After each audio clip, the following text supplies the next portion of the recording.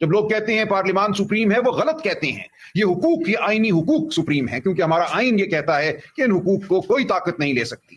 لیکن جو آئینی ترمیم اب ہونے جا رہی ہے وہ آئین کے آرٹیکل 8 میں ترمیم پیدا کرتی ہے. اور وہ ترمیم کیا کہتی ہے؟ وہ یہ کہتی ہے کہ کسی بھی بنیادی حق کو سلب کیا جا سکتا ہے، لیا جا سکتا ہے، شرط اتنی ہے کہ لینے والا یہ کہے یہ میں نیشنل سیکیورٹی کی خاطر لے رہا ہوں.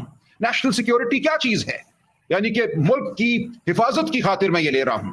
ملک کی حفاظت کی خاطر آپ کے میرے فونوں کو سنا جا سکتا ہے. ملک کی حفاظت کی خاطر ہم نے دیکھا لوگ گمشدہ ہو جاتے ہیں، سالوں نظر نہیں آتے، ان کے پیارے ان کو ڈھونڈتے پھرتے ہیں، دیواروں سے ٹکرے مارتے ہیں، لیکن گمشدہ لوگ گمشدہ رہتے ہیں. نیشنل سیکیورٹی کی خاطر ہم نے دیکھا خیبر پختونخوا صوبے میں انٹرنمنٹ سینٹر بنائے گئے، یعنی کہ قید کرنے کی جگہ، عقوبت خانہ میں بلکہ کہوں گا. ان کے خلاف وقار سیٹھ صاحب نے ایک فیصلہ دیا، ان کو غیر آئینی قرار دیا. اس کو سپریم کورٹ نے 2018 میں معطل کیا فیصلے کو. آج دن تک وہ انٹرنمنٹ سینٹر قائم ہے، وہ مقدمہ دوبارہ سنا نہیں گیا. اب آج کے بعد اگر یہ ترمیم ہو جاتی ہے تو یہ سب کچھ آئینی ہو جائے گا، کیونکہ یہ سب کام جو ہیں کسی کو اٹھا کر آپ ایک کال کوٹری میں ڈالیں، اس کو کسی عدالت کے سامنے آپ سال ہر سال پیش نہ کریں اور آپ یہ کہیں کہ یہ سب کچھ ہم کر رہے ہیں نیشنل سیکیورٹی کے لیے. تو اب آپ کو یہ بھگتنا پڑے گا. یہ صرف ہمیں نہیں بھگتنا، ہر لکھنے والے کو، ہر سوچنے والے کو، ہر بولنے والے کو اس کا سامنا کرنا پڑے گا. ہر اس شخص کو، وہ بلوچ ہو، وہ پختون ہو، وہ سندھی ہو، وہ پنجابی ہو، وہ کشمیری ہو، وہ گلگت بلتستان سے ہو، جو اپنا حق مانگے گا، اس حق کی پاداش میں اس کو اب یہ سب کچھ جھیلنا پڑے گا. ساتھ یہ کہا جا رہا ہے کہ آئین کا جو آرٹیکل 199 ہے جس کے تحت ہائی کورٹ رٹیں جاری کرتی ہیں، ہم ہائی کورٹ جاتے ہیں، پٹیشن کرتے ہیں، آئینی ایک درخواست ہم دائر کرتے ہیں اور کہتے ہیں میرا یہ حق بچاؤ، میرے پیارے کو اٹھا لیا گیا، یا یہ ہم کہتے ہیں کہ ہمارے فون ٹیپ ہو رہے ہیں. ہائی کورٹ فیصلے دیتے ہیں، ہائی کورٹ آرڈر دیتے ہیں، وہ ہمیں تحفظ بھی دیتے ہیں، وہ ہمیں ایک حتمی جو ریلیف ہے وہ بھی دیتے ہیں. اب یہ آئینی ترمیم کہہ رہی ہے کہ ہائی کورٹ کا کوئی دائرہ اختیار نہیں ہوگا، کوئی اختیار سماعت نہیں ہوگی نیشنل سیکیورٹی کے حوالے سے، انکلوڈنگ دا پولیس. یہ لکھ دیا گیا کہ اگر کوئی ملٹری کورٹ، ملٹری عدالت کسی کو نوٹس جاری کرتی ہے، کسی کی گرفتاری کا حکم دیتی ہے، کسی کی ذات کے حوالے سے کوئی کاروائی کرتی ہے، کوئی آرڈر پاس کرتی ہے، تو ہائی کورٹ اس معاملے کو نہیں دیکھ سکیں گے. یعنی کہ کال کوٹری میں آپ کو مجھے اٹھا کے پھینکنا، یہ کہنا کہ اس شخص کا اٹھایا جانا، گرفتار ہونا ہماری نیشنل سیکیورٹی کے لیے ضروری ہے، اس کے بعد اس کال کوٹری میں کوئی میجر صاحب، کوئی کرنل صاحب مقدمہ چلائیں گے، وہ مجھے 14 سال سزا دیں، مجھے سزائے موت دیں، کوئی عدالت پاکستان کی اس معاملے کو دیکھ نہیں سکے گی. تو یہ ہے وہ آئینی ترمیم، یہ ہے وہ پیکج جس کے لیے آج راہ ہموار ہوئی ہے. آئینی عدالت کی بھی کچھ بات کر لیتے ہیں. یہ آئینی عدالت کیا ہے؟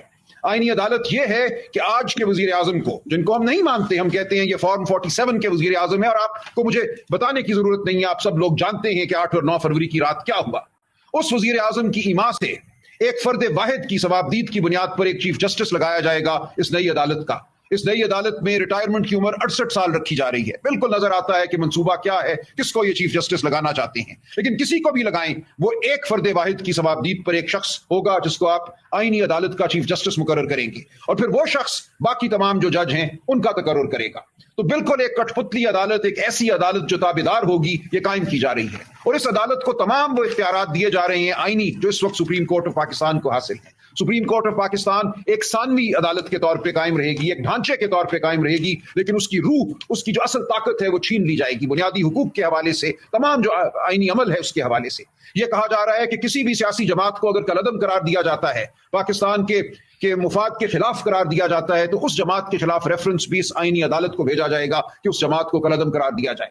تو یہ ہے منصوبہ سازوں کے. اور آج کا جو فیصلہ آیا ہے 63A کے حوالے سے، اس کا ایک سیاق و سباق ہے. یہ فیصلہ آئے ہوئے 2 سال اب گزرنے کو آئے ہیں. 2022 میں یہ فیصلہ آیا تھا.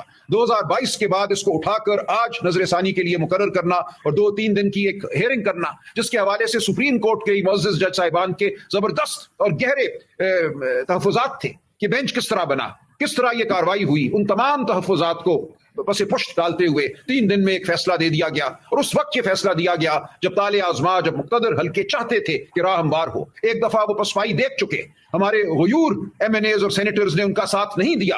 ہم اب بھی امید رکھتے ہیں کہ ان کا ساتھ نہیں دیں گے، اس کالی ترمیم کو پاس نہیں ہونے دیں گے. ہم مولانا فضل الرحمان صاحب کا بھی بہت شکریہ ادا کرتے ہیں، انہوں نے یہ نہیں ہونے دیا، وہ ثابت قدم رہے.